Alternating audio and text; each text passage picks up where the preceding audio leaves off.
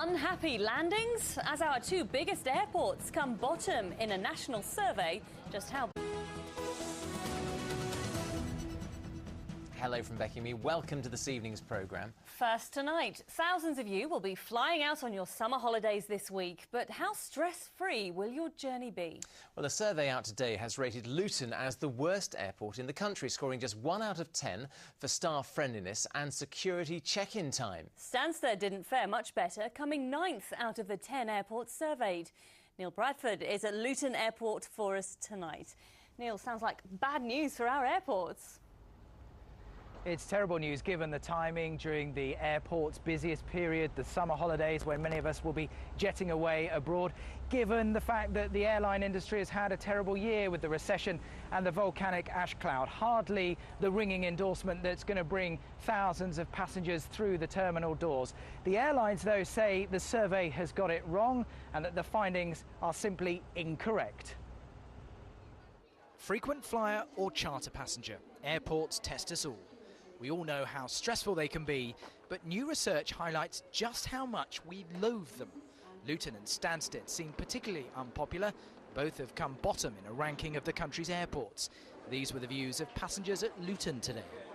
I travel all over the world and I've never come across an airport yet that charges you £1 to drop somebody off. Just ridiculous. If you come here early in the morning, the traffic goes back nearly down to the bottom hill, so you've got a 10 or 15 minute delay.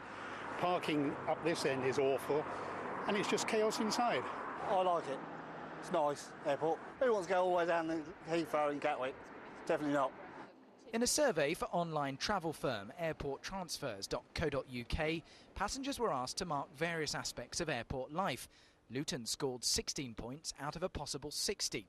Just 1 out of 10 for staff friendliness and only 1 out of 10 for security check-in time. Stansted didn't fare much better, getting just 2 out of 10 for staff friendliness and 2 out of 10 for check-in efficiency, a total score of 20 out of 60. Birmingham Airport came out top, scoring 54.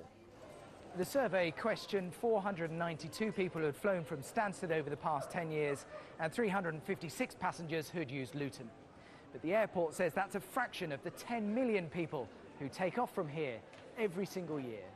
That is a small percentage of people, however we take all feedback seriously. The airport is committed to customer service. But not great news, though, at the busiest time of the year for you, when they say your staff are unfriendly. Well, as I said, we are committed to customer service, and the airport has invested heavily, not only in facilities, but also in training for staff.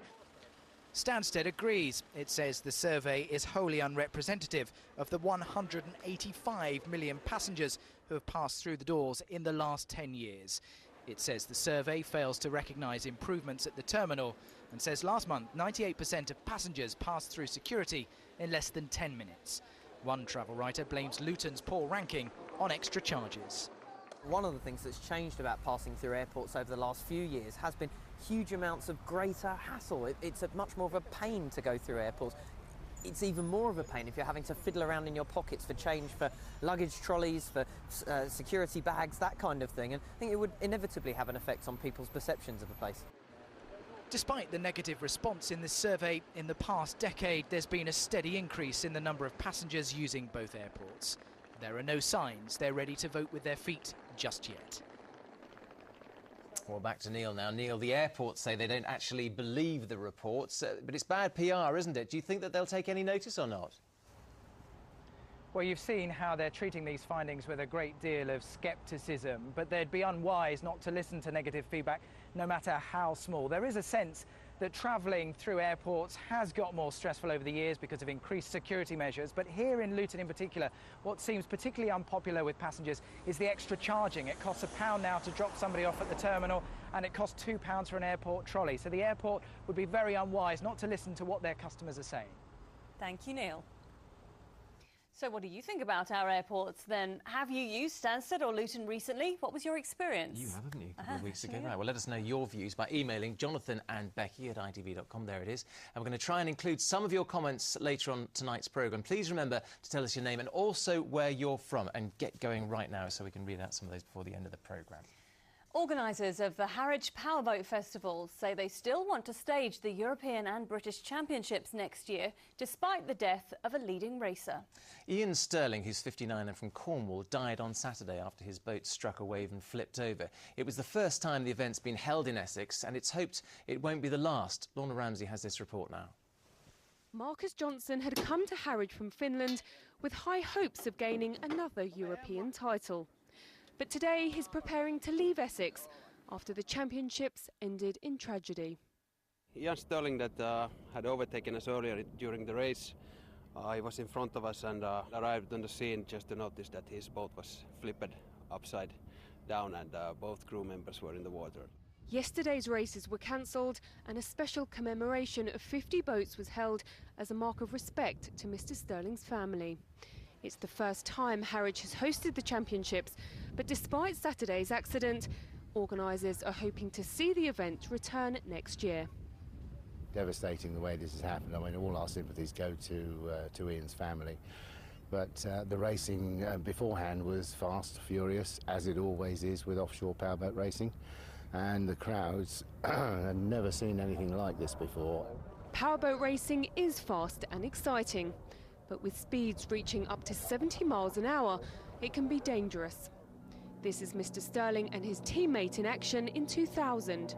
It's all about teamwork, this sport, although the driver tends to get a lot of the glory. Mr Sterling was 59 and had 25 years of experience at European and World Championship level. The accident happened just out to sea here off Dovercourt Bay. It's believed Mr Sterling's boat hit a wave and then flipped over. The navigator who was in the boat at the time is currently recovering at Colchester Hospital. The accident is very, very sad because the whole weekend was geared up to be good fun for everybody. We definitely need tourism down here and this sort of thing, but I think it was just too big for this small area. As powerboat enthusiasts left today, thoughts were very much with Mr Sterling's family. But hopes too that they'll be returning to Harwich for the championships again next year. Lorna Ramsey, Anglia News, Harwich. Now, in other news, police are investigating after the bodies of two people were found at a house in Hertfordshire. Officers were called to an address in Marford Road in Wheathampstead on Saturday afternoon. The bodies are thought to be a woman and her daughter, but police say they won't confirm that until formal identification has taken place. A man from West